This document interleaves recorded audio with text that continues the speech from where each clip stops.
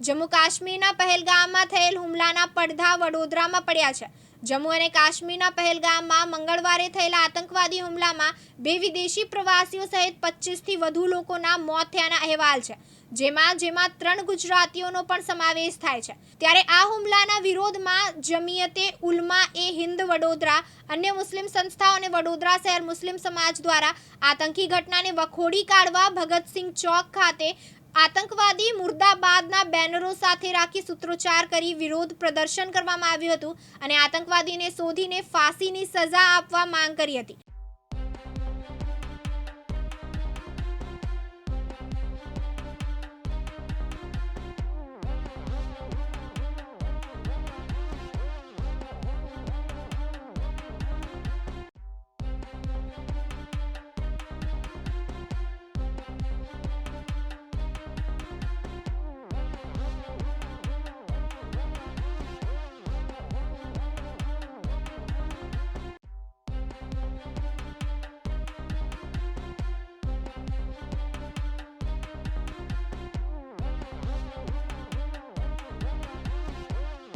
આજે અહીંયા વડોદરા શહેર મુસ્લિમ સમાજ તરફથી ગઈકાલે પહેલગામમાં જે કાયરતાપૂર્વક આતંકવાદી હુમલો થયો એનો સખત વિરોધ કરવા માટે અને જે મૃત્યુ પામ્યા અને જે લોકો ઘાયલ થયા છે એમના કુટુંબો સાથે સંવેદના અને હમદર્દી જે છે એ દર્શાવવા માટે અહીંયા જમા થયા છે।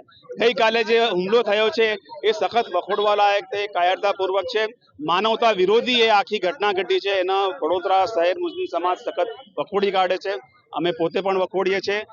આમાં એક પ્રશ્ન એ થાય છે કે એક આખું એક નેરેટિવ બને છે અને જરૂરી પણ છે કે ભાઈ જે લોકોએ આ હુમલો કર્યો છે એમને સજા થાય, એના ઉપર એક્શન લેવામાં આવે। પણ આખી આ ઘટનામાં અને જે નેરેટિવ બને છે એમાં એક જે પ્રશ્ન જે છે એ ઢંકાઈ જાય છે કે આમાં હુ ઇઝ એકાઉન્ટેબલ, આમાં જવાબદાર કોણ રહ્યું, સુરક્ષામાં ક્યાં ચૂક થઈ, એના બાબતે પણ નાગરિકોએ સરકારને અને સુરક્ષા એજન્સીઓને સવાલ પ્રશ્નો કરવા જોઈએ એવી પણ અમારી માંગણી છે।